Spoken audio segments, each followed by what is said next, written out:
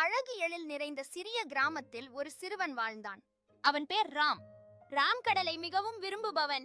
கடலின் மறுபுறம் என்ன உள்ளது என தெரிந்து கொள்ள விரும்பினான். ஒரு நாள் அவன் கடலில் படகுடன் செல்ல ஒரு வாய்ப்பு கிடைத்தது. ராம், நான் கடலின் ரகசியத்தை தெரிந்து கொள்வேன் என்று புறப்பட்டு சென்றான். படகு மூலம் ராம் கடல் வழியாக செய்தான். அலைகள் அவனது படகை அசைத்தாலும் அவன் தைரியமாக பயணத்தை தொடர்ந்தான். நீண்ட தூர பயணத்துக்கு பின் அவன் கடலின் எல்லையை கடந்து விட்டான். அங்கே அவன் ஒரு புதிய தீவை கண்டுபிடித்தான்.